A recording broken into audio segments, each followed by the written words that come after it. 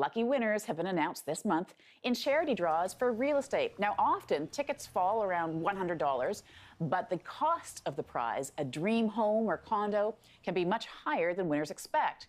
Marketing expert Brynn Winegard joins us now from our downtown studios in Toronto to talk more about this. Good to see you this morning. Good to see you. How common is it for a dream home winner to sell their house after winning it? Yeah, so it's particularly common, in fact. And, as an example, St. John's Regional Hospital recently found that the last 9 winners, so this year's winner included, have decided to sell their home. And, of course, we hear all the time that there are people who buy these tickets knowing full well that should they buy those tickets, they would have to sell the home if they were to win it. And why is that?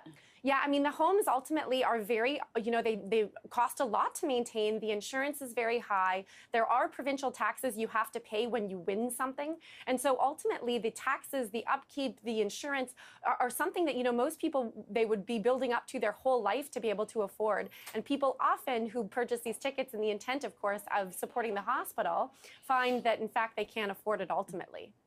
So why do you think people buying these dream home lottery tickets don't kind of understand the cost associated with that? Yeah, I think two things are true. One is that, of course, it's much easier to envision the dream and really believe in the dream, and that's why hospital associations and certainly Rotary clubs and those kind of organizations are doing these home sweepstakes and continue to. Second is that, the dream is still alive. It's just they don't really realize the consequences until they have them. And I think third is that really it's in support of the hospital. And so even the people who ultimately can't afford those homes, it's not as though they walk away with nothing. They sell and they end up with the proceeds of that sale of that home.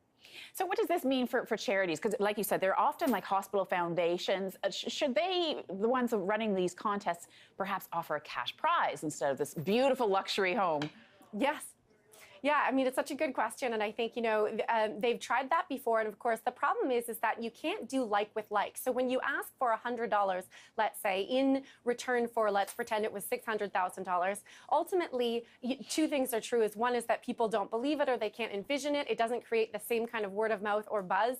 The second is, of course, is that really there are no dollars on the line here. In actual fact, the houses themselves are being donated. And so the hospital proceeds or the proceeds that come to the people and to the hospital are really, it's a triangulation of donations. And so instead of cash prizes, it's much easier to donate things that businesses are able to incur as a write-off as, again, their own donation to that hospital foundation.